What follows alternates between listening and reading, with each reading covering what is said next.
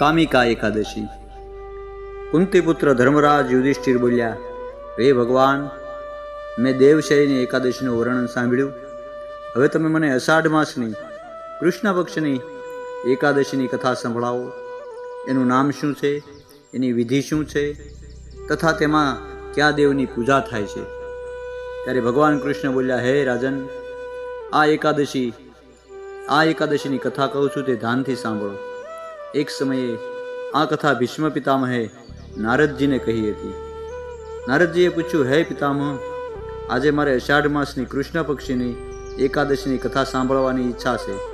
તેથી તમે હવે આ એકાદશી વ્રતની કથા વિધિ સહિત સંભળાવો.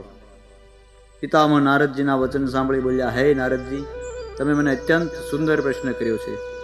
તમે હવે ધ્યાનથી સાંભળો. અષાઢ માસના કૃષ્ણ પક્ષની એકાદશીનું નામ કામિકા એકાદશી છે. આ એકાદશીની કથા સાંભળવા માત્રથી વાજપેયી યજ્ઞનું ફળ મળે છે. કામિકા એકાદશી વ્રતમાં શંખચક્ર ગદાધારી વિષ્ણુ ભગવાનની પૂજા થાય છે.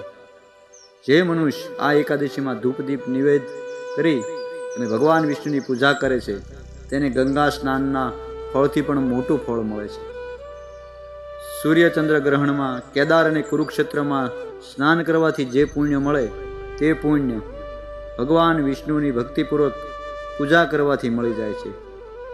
શ્રી વિષ્ણુ ભગવાનની પૂજાનું ફળ સમુદ્ર અને વન સહિત પૃથ્વીદાન કરવાથી અને સિંહ રાશિમાં ગોદાવરી નદીમાં સ્નાન કરવાથી આ ફળ મળે, એના કરતાં પણ આ ફળ વધુ મળે છે.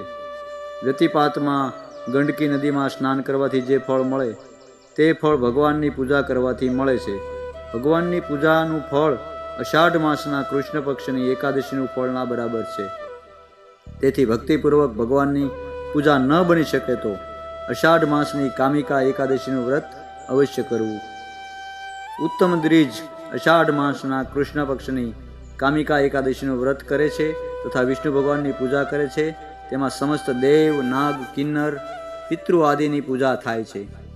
તેથી પાપથી ડરનાર વ્યક્તિઓએ વિધિ વિધાન સહિત આ વ્રતને કરવું જોઈએ. સંસાર સાગર તથા પાપોમાં ફસાયેલા મનુષ્યો માટે આનાથી છૂટવા માટે કામિકા એકાદશીનું વ્રત સમસ્ત પાપ નષ્ટ કરનાર છે.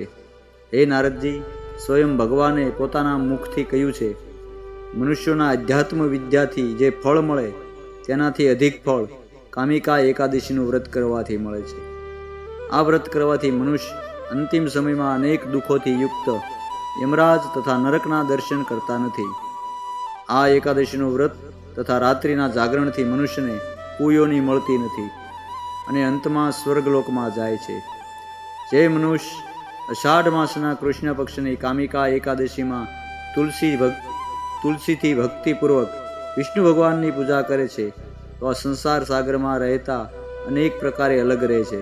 જે પ્રકારે કમળ પુષ્પ જળમાં રહેતું હોવા છતાં જળથી અલગ રહે છે.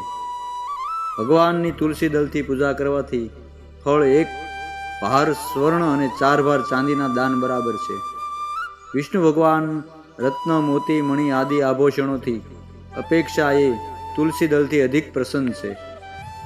હે નારદજી, હું ભગવાનની અતિપ્રિય તુલસીને નમસ્કાર કરું છું. તુલસીજીના દર્શન માત્રથી મનુષ્યના સમસ્ત પાપ નષ્ટ થાય છે અને સ્પર્શ માત્રથી મનુષ્ય પવિત્ર થાય છે. તુલસીજીને જળ સિંચવાથી મનુષ્યોની યમ યાતનાઓ નષ્ટ થાય છે. જય મનુષ્ય ભક્તિપૂર્વક ભગવાનના ચરણોમાં